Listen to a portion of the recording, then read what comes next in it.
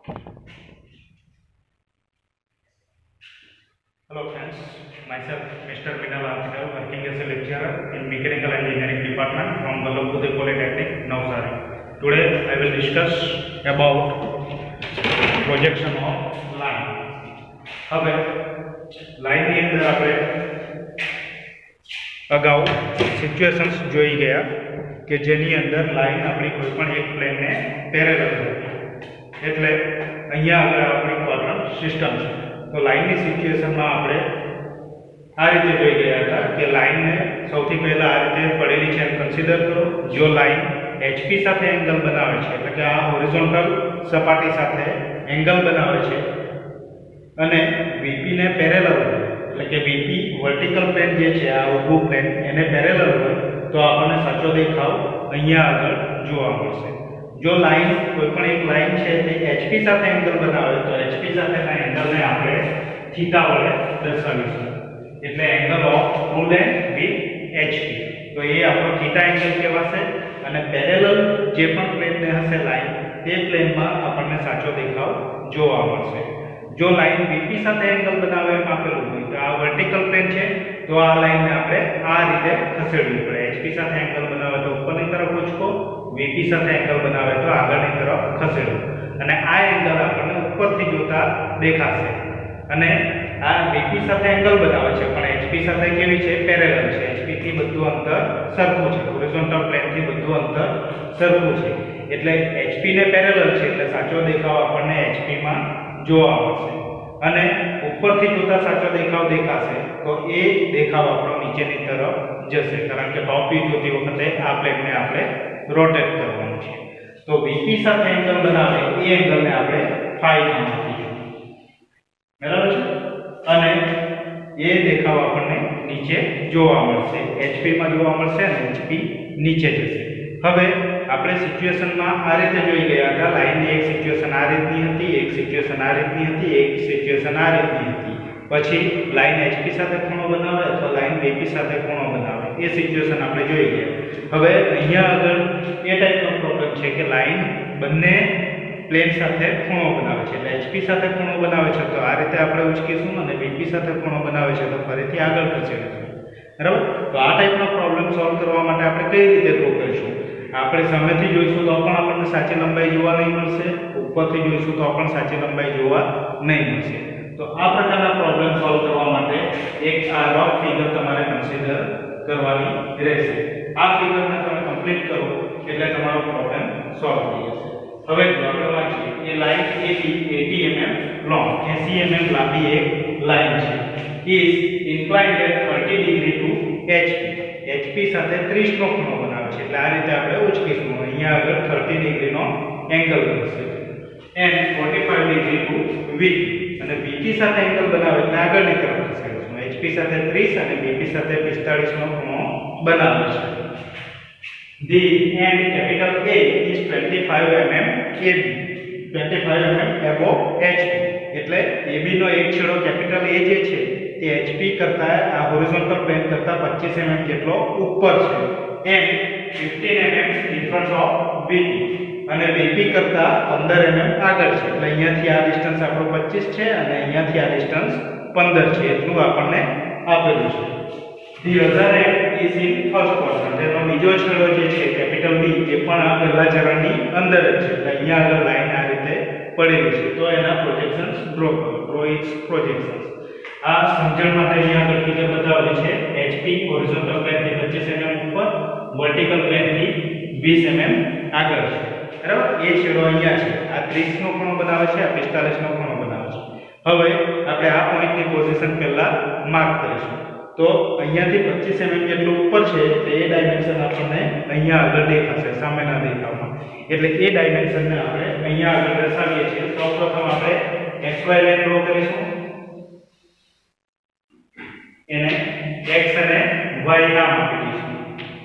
પછી 25 mm જેટલો ઉપર છે, એટલે અહીંયાથી 25 mm જેટલું ડિસ્ટન્સ માર્ક કરીશ અને ત્યાં આગળ આપણે A' નામ આપી દઈશું, કારણ કે ફ્રન્ટ વ્યૂ છે.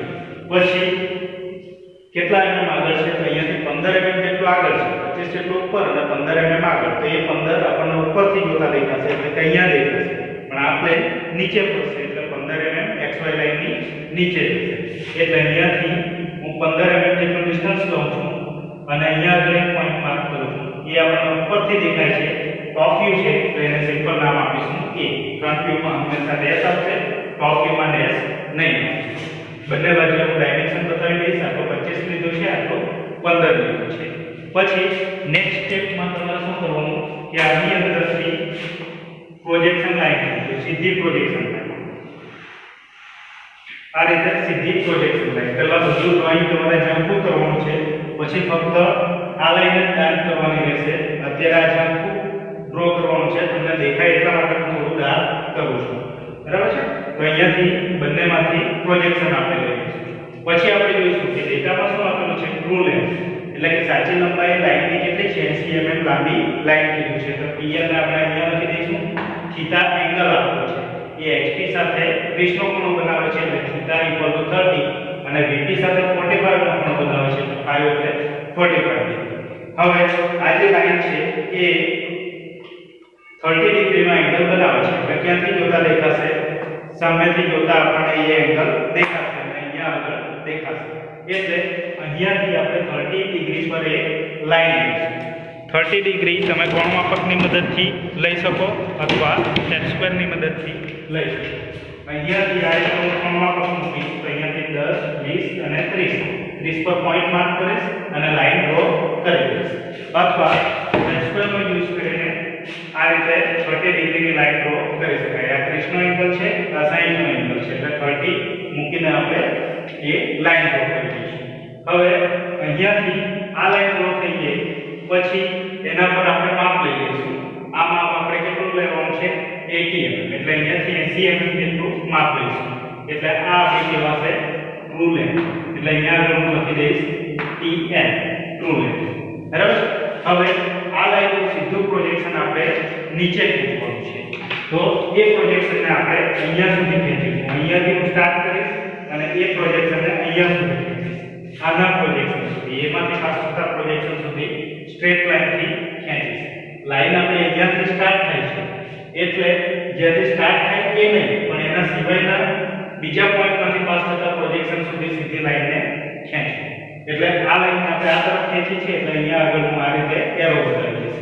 પછી અહીંયા પરિકર મૂકો, અહીંયા આગળ પેન્સિલ મૂકો અને આ રીતે સીધો નીચે ચાપ મારો. આ રીતે થશે. અહીંયા આગળ પરિકર મૂકવામાં આવશે, અહીંયા આગળ પેન્સિલ મૂકવામાં આવશે અને સીધો આ રીતે ચાપ લઈ લેવામાં આવશે, બરાબર છે. હવે અહીંયા આગળ એક સ્ટ્રેટ લાઈન ડ્રો કરો આ રીતે હોરિઝોન્ટલ લાઈન, બરાબર. અને આ પોઈન્ટનું નામ થશે આપણું B1 ડેશ B1 ડેશ, બરાબર. હવે આ શું લેન્થ છે, ઉપરના ભાગમાં આપણો શું આવશે, ફ્રન્ટ વ્યૂ આવશે, નીચેના ભાગમાં ટોપ વ્યૂ આવશે. આટલો ભાગ આપણો થઈ ગયો છે. હવે લાઈનનો બીપી સાથેનો એંગલ આપણે કન્સિડર કરીએ તો લાઈન વર્ટિકલ પ્લેન સાથે કેટલો એંગલ બનાવે છે, 45 ડિગ્રી. 45 ડિગ્રી એટલે એ એંગલ આપણને ઉપરથી દેખાશે એટલે કે અહીંયા દેખાશે, પણ આ પ્લેનને આપણે ફેરવીશું એટલે એ ક્યાં જશે, નીચેના ભાગમાં જશે. આ રીતે હોરિઝોન્ટલ પ્લેન છે, 45 અહીંયા દેખાશે પણ એ નીચે જશે એટલે નીચેના ભાગમાં આપણે 45 ડિગ્રીની લાઈન ડ્રો કરવી પડશે.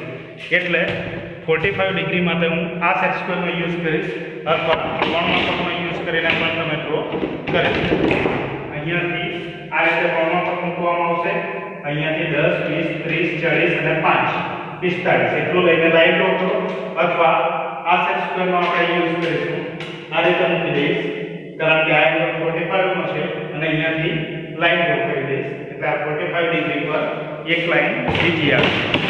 એટલે અહીંયાથી આપણે લાઈન ડ્રો કરીશું તો આ પણ આપણી છે ટ્રુ લેન્થ. એટલે અહીંયા આગળ હું લખી દઈશ TN ટ્રુ લેન્થ, બરાબર. આ લાઈન પર કેટલી લેવાની છે, 80 mm પર માર્ક કરી. પછી જે રીતે અહીંયાથી સીધી લાઈન આપણે નીચેની તરફ ખેંચી એ રીતે અહીંયાથી સીધી લાઈન આપણે ઉપરની તરફ ખેંચીશું.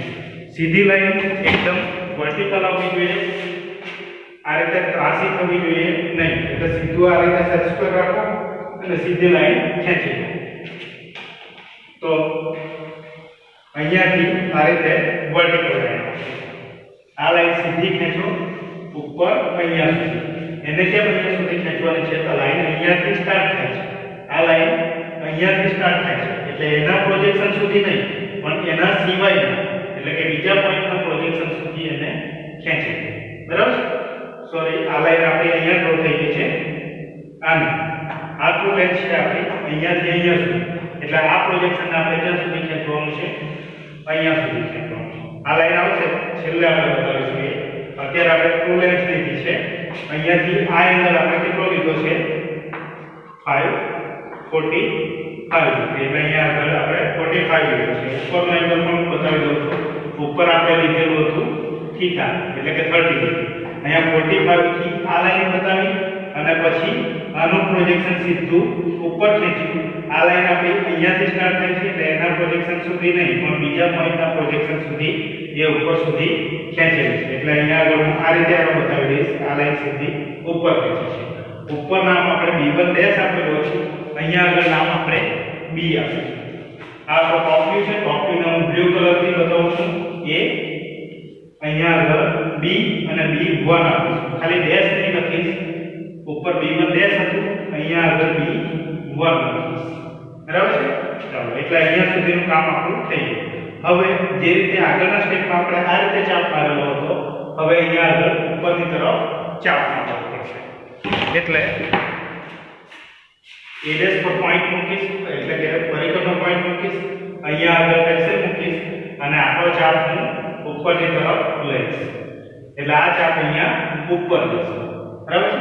હવે આ ચાપ અહીંયા ઉપર જશે તે આ લાઈનને ટચ કરશે. અહીંયાથી જે આડી લાઈન લીધેલી હતી એ અને આ જ્યાં આગળ ટચ થાય ત્યાં આગળ હું પોઈન્ટ માર્ક કરીશ અને એને નામ આપી દઈશ B ડેશ.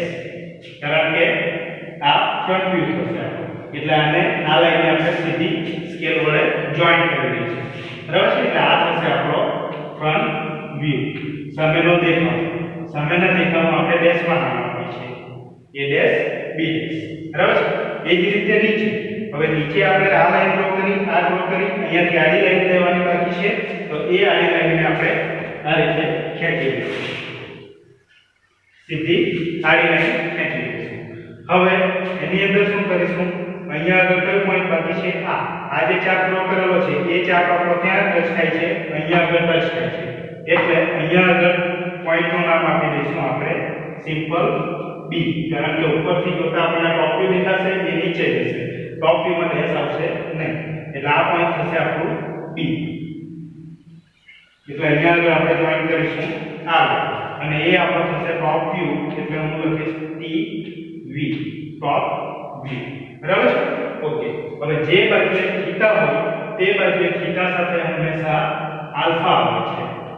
એટલે કે ફ્રન્ટ વ્યૂ નો એંગલ આલ્ફા વડે દર્શાવવામાં આવે છે અને જે બાજુએ ફાઈ હોય તેની સાથે હંમેશા બીટા આવે છે.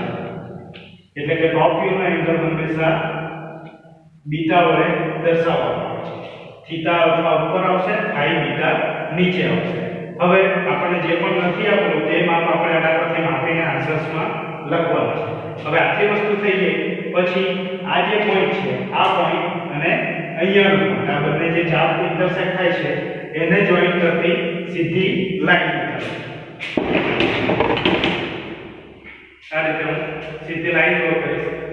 આમાંથી અને આમાંથી પાસ થતી સ્ટ્રેટ લાઈન આ બંને પોઈન્ટને જોઈન કરતી લાઈન સીધી આવવી જોઈએ.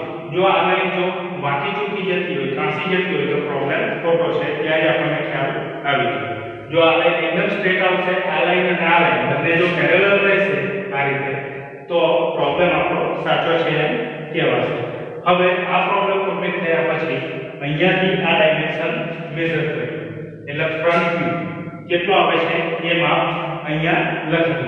લગભગ તમારો 57 ની આસપાસ આવશે. એકાદ એમએમ માપને થાય તો ચાલે. બરાબર છે? ફ્રન્ટ વ્યૂ તમારો થશે 57. એના પછી ટોપ વ્યૂ માપ અહીંયાથી માપી લેવાનો ફ્રન્ટ વ્યૂ. આ થશે 57. ટોપ વ્યૂ માપીશું આપણે તો ટોપ વ્યૂ આપણો આ છે એટલે આ થશે આપણો 7. તો અહીંયા આગળ હું લખીશ 7. પછી આલ્ફા ડિગ્રીનો એંગલ એટલે આ એંગલ કેટલો થાય છે તો એ આપણે કોણમાપ પટ્ટી મદદથી માપી લઈશું. અહીંયા આગળ એંગલ એ આપણો થાય છે 45. અહીંયા આગળ હું લખી દઈશ 45 ડિગ્રી. અને બીટા એંગલ એટલે આ એંગલ ટોપ વ્યૂ નો એંગલ તો એ આપણે માપી લઈશું. તો અહીંયા આગળ થાય છે 55 ડિગ્રી એટલે 55 ડિગ્રી. તો અહીંયા આગળ હું લખી દઈશ 55 ડિગ્રી. બરાબર? તો આ પ્રોબ્લેમ આપણો અહીંયા આગળ કમ્પ્લીટ થાય. બરાબર? આ ફિગરને આપણે બાકીના દરેક પ્રોબ્લેમની અંદર રફ ફિગર તરીકે કન્સિડર કરીશું. એટલે કે આ ફિગર તમારે યાદ રાખવાની છે. આ ફિગર કમ્પ્લીટ કરો એટલે તમારો પ્રોબ્લેમ સોલ્વ થઈ જશે. લાઈનના પ્રોબ્લેમમાં એટલું યાદ રાખો, સૌપ્રથમ XY લાઈન ડ્રો કરો, પોઈન્ટની પોઝિશન માર્ક કરો, ખેંચી લો. ટ્રુ લાઈન કેટલા એંગલ પર ખૂણો બનાવે છે HP સાથે એ ડ્રો કરો, એ લાઈનને અહીંયા સુધી ખેંચો. પછી ટ્રુ લાઈન કેટલો એંગલ બનાવે છે VP સાથે એ કન્સિડર કરો 5, એને અહીંયા સુધી ખેંચો અને પછી અહીંયા 4. બરાબર? બંનેમાંથી આડી લાઈન ખેંચી લો આ બે પોઈન્ટમાંથી, એ જ્યાં આગળ ચાપને ઇન્ટરસેક્ટ થાય ત્યાંથી સ્ટ્રેટ લાઈન ડ્રો કરી લો અને આ બેને જોઈન્ટ કરો એટલે ફ્રન્ટ વ્યૂ અને ટોપ વ્યૂ મળશે. આટલી ફિગર આપણે કમ્પ્લીટ કરવાની છે. પછી ભલે તમે આ પહેલા ડ્રો કરો કે અહીંયાથી કલર સ્ટાર્ટ કરો એની સાથે નિસ્બત નથી, પણ આટલી ફિગર આપણી કમ્પ્લીટ થાય એટલે આપણો પ્રોબ્લેમ કમ્પ્લીટ થઈ જશે. બરાબર છે? થીટા સાથે હંમેશા આલ્ફા, ફાઈ સાથે હંમેશા બીટા. ઓકે, તો આ થશે શીટનો આપણો પ્રોબ્લેમ જે તમારે સ્કેચબુકની અંદર ડ્રો કરીને સમજવાનો છે. Thank you.